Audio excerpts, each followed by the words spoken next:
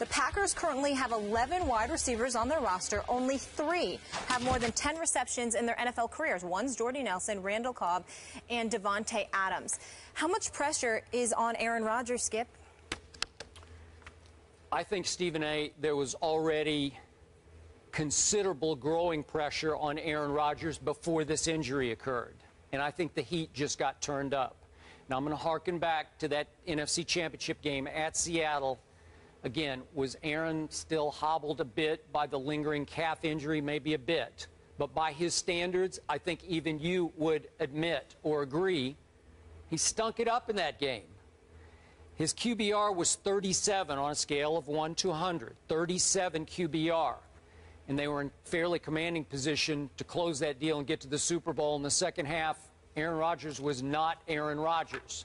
So the carryover that was creating pressure already on a guy, and I'm going to bring this up again because it's germane today. It's applicable.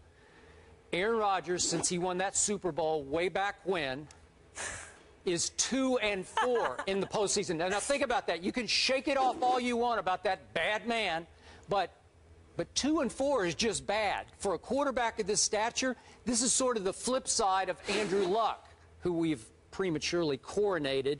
And now maybe we kind of prematurely coronated Aaron once he won his Super Bowl. And all of a sudden, since then, he's 2-4. And he very well should have been 1-4 because my Dallas Cowboys won the game. Because clearly, as everybody in the world knows, that was a catch. Everybody knows it, Stephen A. So, again, could Aaron Rodgers have come back and won that game? Maybe he could have. But he was really limpy that game. And I think my Cowboys would have closed that deal and gone on to Seattle and beaten Seattle up there as they already had in the regular season. And then who knows what would have happened in the Super Bowl. That would have made Aaron Rodgers 1-4 since his long-ago Super Bowl. So I'm starting to wonder, because we always debate this, Tom Brady versus Aaron Rodgers, all of a sudden, now the playing field's level between those two. For the first time, Aaron Rodgers has receivers sort of on par with Brady's receivers. Tom Brady's never had that one wideout, except, of course, for Randy Moss, 07, 08, 09. In his entire career, with 4 Super Bowl rings, that #1 receiver he has never had, that difference maker. And Aaron Rodgers has had Donald Driver and Greg Jennings, then on to, obviously, Jordy. He had Jermichael Finley for 3 big years before he got hurt. Obviously, Brady's had Gronk for 2 big years, but he's been hurt off and on. 2 full years of Gronk, though, has been spectacular.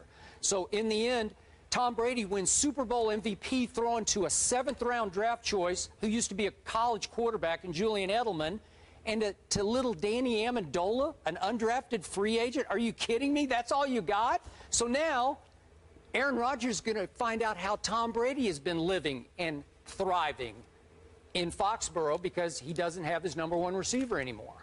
Well, if Aaron Rodgers dipped and dunked the way Tom Brady does most of the time, it wouldn't be that much of a challenge anyway. It ain't that hard to do. Maybe he better. Let's see if he can. Number one, don't interrupt me. I'm talking. Yeah. Number 2, and more importantly, one of the things that I think that you continuously are just ridiculous about is this.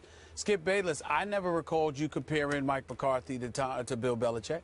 I mean, that's who Tom Brady has had at his disposal. Now, listen, I like McCarthy, and I respect him, and he's a Super Bowl champion as a coach, okay? But the flip side to it is that he gave up offensive play calling duties, all right? He, got rid of the special teams coach, got rid of the dude that couldn't hold on to the onside kick and all of this other stuff. I mean, you got all of that stuff going on. There were changes that took place within their coaching staff. The infrastructure of the Green Bay Packers is not nearly as consistent as that of the New England Patriots. When you also look at Aaron Rodgers, this was his #1 weapon. Jordy Nelson has improved every season over the last 7 years. I mean, if you look at it, the 43 touchdowns over his last 3 or 4 seasons is like 3rd behind Rob Gronkowski, and I forgot who else there was. But when you look at that and you look at the fact that he had 7 touchdowns last year for 40-plus yards, which led the NFL, this is your #1 primary threat at receiver. That's a lot to lose. Randall Cobb can pick up some of the slack, but you're going to need other guys like Davante Adams and others to pick up the slack as well. They're going to have to get open. All I'm willing to say about Aaron Rodgers is what I have continuously said. he's a bad man. And if you get open, Aaron Rodgers will get you the ball. It doesn't have to be for a second or two. It could be for a split second. You get open. Aaron Rodgers is going to get you the ball because I believe he's the best pure passer in all of football. And I believe before all is said and done, he will go down as arguably the greatest ever. He's that lethal. He's that big time. He's that pure, that gifted as a quarterback in the National Football League. This is what I believe about him. But he can't do it by himself. He's the quarterback.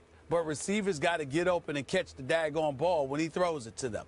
You understand? Because if he's not doing that, then it's going to be a problem. I can assure you that when you're looking at him and where he's supposed to put the ball, if dudes are open, watch him find them.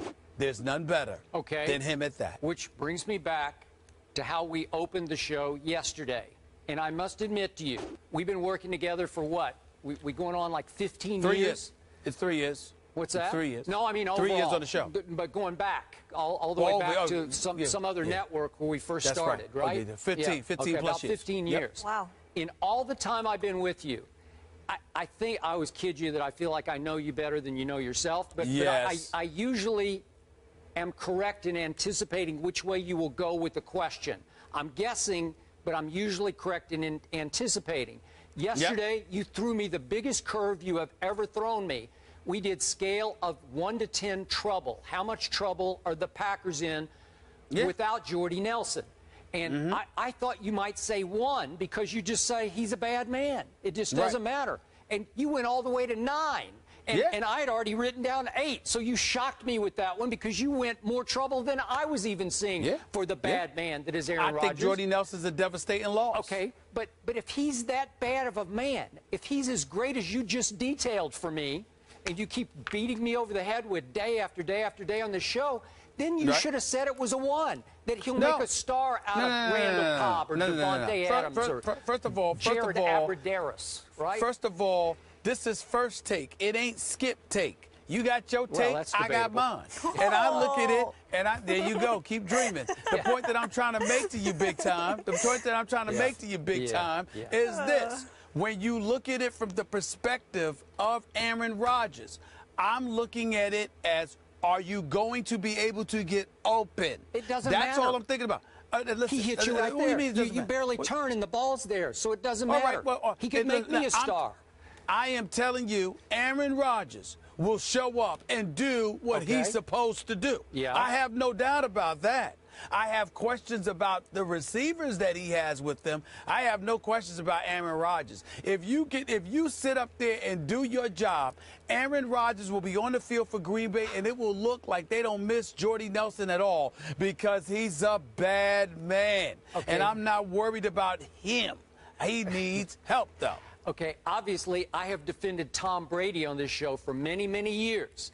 Have you heard me once going into a season say, I don't know, they don't really have a #1 receiver, so Brady's going to struggle this year because they don't have the people to catch the football? Skip, I never say that. I say he's going to be the MVP. Gronkowski's been around a long time. He's had 2 full years. You had Hernandez that was there at one particular point in time. Troy Brown was no scrub. Randy Moss was lethal. Okay, I'm saying that was 3 years. They weren't lethal, but somehow, some way within that system, they found ways to be effective. Then there was Julian Edelman, Wes Welker before him, Amendola after him, etc.